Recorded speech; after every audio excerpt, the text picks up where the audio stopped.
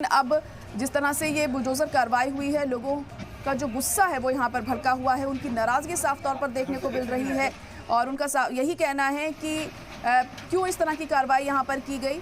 इसी बात की नाराजगी उनमें देखने को मिली और उसी के मद्देनज़र हमने देखा कि ये जो पूरा वाक़या था ये सामने आया। ये पूरा हिंसा जो कल देर रात हमने तक देखी, काफ़ी देर तक ये हिंसा वहाँ पर भड़की रही और ये अपने आप में कई सवाल भी खड़े करती है कि आखिर इस तरह की कार्रवाई अगर जब की जाती है तो लोगों को पहले इत्तला होनी चाहिए, उसी हिसाब से वो तमाम चीज़ें मैनेज कर सकते हैं।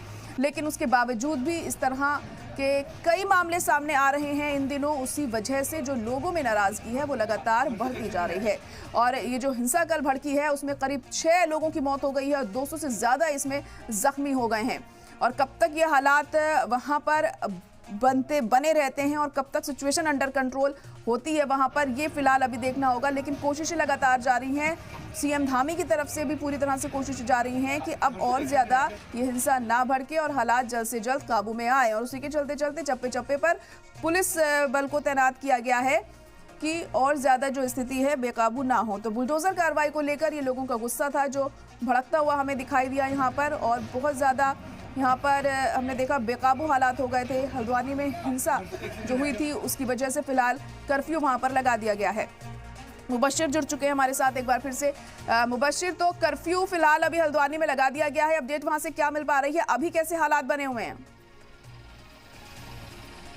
देखिए, अभी हालात को काबू करने के लिए ज़ाहिर पुलिस फोर्स ने पुख्ता इंतजाम किए हैं। चारों तरफ से कॉर्डन ऑफ कर दिया गया, पूरे इलाके को सील किया गया। एक तरीके से इंटरनेट की जो सेवाएं हैं वो पूरी तरीके से बंद की गई है। मैं इस वक्त एसएसपी ऑफिस हल्द्वानी के बाहर खड़ा हुआ और यहाँ पर भारी पुलिस का डिप्लॉयमेंट है, चाहे वो पीएससी हो, पैरामिलिट्री फोर्स हो या फिर उत्तराखंड पुलिस हो। ये सभी जो फोर्सेज हैं ये यहाँ पर तैनात की गई हैं और इलाके में किसी को आने जाने की फिलहाल इजाज़त नहीं, क्योंकि हम भी मीडिया को भी थोड़ा सा बाहर रखा गया। बोला गया है कुछ देर के बाद वहाँ पर जब मार्च होगा, पुलिस पार्टी जब जाएगी तब आप लोग जा सकते हैं, लेकिन अभी फिलहाल थोड़ा सा बाहर रुकने के लिए बोला गया है। इस वजह से हम लोग मेन रोड पर मौजूद हैं और सभी मीडिया वालों को इस वक्त बाहर रखा गया है। थोड़ी देर के बाद वो अंदर जाने की इजाज़त दी जाएगी, कहा यह जा रहा है। लेकिन अभी तक के जो हालात हैं वो थोड़ा सा नॉर्मल ज़रूर है और कंट्रोल में है। इस बात को लेकर कि उत्तराखंड पुलिस ने वक्त रहते जो है कहीं नहीं सिचुएशन को संभाला और उसके बाद इस चीज़ को कंट्रोल किया है। दूसरी तरफ जो घायल हैं वो तकरीबन 150 से 200 के आसपास बताए जा रहे हैं और ये बताया जा रहा है कि 3 लोगों की इसमें अभी तक जो मौत की खबर आ रही है, हालांकि इसकी आधिकारिक पुष्टि अभी तक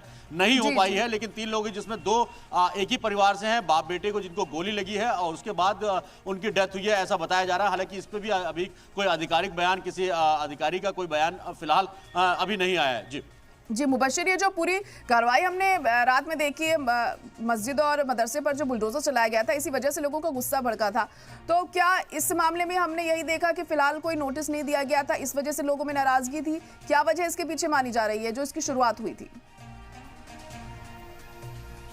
देखिए, इसको अधिकारियों की माने तो उनका कहना था कि 6 महीने से हम इसके पहले नोटिस दिया गया था, 6 महीने पहले इसको गया था और हमारा जो प्रोसीजर है वो तकरीबन 10 नोटिस तक हम देते हैं। हमने कई नोटिस इनको दिया था, लेकिन नोटिस का कोई जवाब या उसके अगेंस्ट में कोई कार्रवाई, चाहे वो कोर्ट जाने की कार्रवाई हो या किसी तरह की कार्रवाई नहीं की गई, जिसके बाद ये पूरा एक्शन लिया गया है। जी, तो फिलहाल अभी सुरक्षा बलों को तैनात किया गया है वहां पर चप्पे चप्पे पर, ताकि किसी तरह की कोई हिंसा और ज्यादा मुबशिर वहां पर ना भड़के। और कौन कौन से इलाके सबसे ज्यादा इसकी जद में आए हैं जहां पर ज्यादा हिफाजती बंदोबस्त किए जा रहे हैं वहां?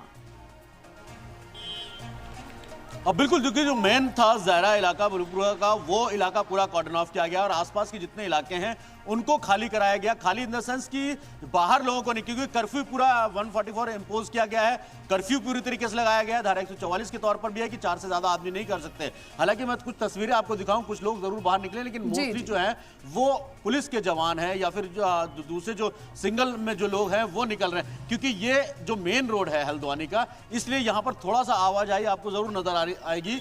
लेकिन उसके अलावा जो अंदर का एरिया है जहां पर ये पूरा मामला सामने आया है, वहां पर किसी तरीके के आने जाने की इजाजत किसी को भी नहीं है। कर्फ्यू का पूरा सख्ती से कह सकते हैं कि वहां पालन किया जा रहा है। और दूसरी तरफ सबसे अहम चीज ये है कि पुलिस ने इस पूरे एरिया को कॉर्डन ऑफ किया, चाहे वो फायर ब्रिगेड हो, चाहे वो पैरामिलिट्री फोर्स हो, चाहे वो उत्तराखंड पुलिस हो या फिर पीएससी के जवान हो, उनको बुलाया गया और डिप्लॉय किया गया है।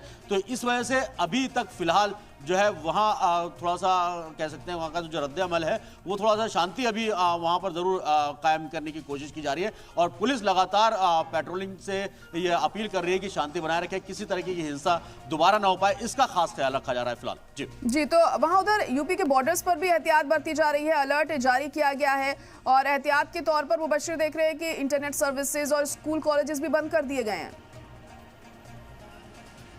बिल्कुल, देखिए जब हम रात में जब हम निकले हैं, जब बॉर्डर क्रॉस किया है यूपी से उत्तराखंड में जब एंट्री किया तो काफ़ी जो है बॉर्डर पर सिक्योरिटी लगाई गई थी। उत्तराखंड की पुलिस थी, एक तरफ यूपी की पुलिस थी, दूसरा कुछ कदम के बाद उत्तराखंड की पुलिस थी। दोनों में बाहरी चेकिंग होने के बाद ही अंदर जाने दिया गया और उसके बाद जब इंटरनेट सेवाएं हैं, क्योंकि किसी तरीके का रूमर ना फैले, खासतौर पर इस तरीके के मामले जब होते हैं ज़रा तो बहुत ज़्यादा रूमर्स फैलते हैं जो स्प्रेड होते हैं और वो कहीं ना कहीं बहुत ज़्यादा नुकसानदेह होते हैं। तो ये चीज़ ना हो इसके लिए इंटरनेट को पूरी तरीके से बंद रखा गया है फिलहाल। जी तो कब तक ये कर्फ्यू लगा रह सकता है? मौजूदा हालात देखते हुए क्या लग रहा है, कब तक पूरी तरह से सिचुएशन अंडर कंट्रोल आ जाएगी? देखिए अभी कुछ भी कहना थोड़ा सा जल्दबाजी होगी ज़ाहिरा। वजह इसके पीछे की है कि एक बार अधिकारी फिर दोबारा से इसका रिव्यू करेंगे, मीटिंग करेंगे और मीटिंग के बाद ही होता है। अभी 1 से 2 दिन उम्मीद जो है वो कम ही नजर आ रही है। वजह उसके पीछे की है कि कल रात शाम का ही ताज़ा मामला है। अगर ढील दी जाती है तो कहीं ना कहीं किसी तरीके की और हिंसा हो सकती है, कुछ उम्मीद है, क्योंकि इनपुट यह है कि कई बाहरी लोग इसमें इन्वॉल्व ना हो, इसका खास ख्याल रखा जा रहा है। और दूसरी तरफ सबसे अहम चीज़ है कि अभी किसी तरीके की और बात ना बढ़े, उसको पुलिस को सबसे ज़्यादा मैनेज करने की जरूरत है।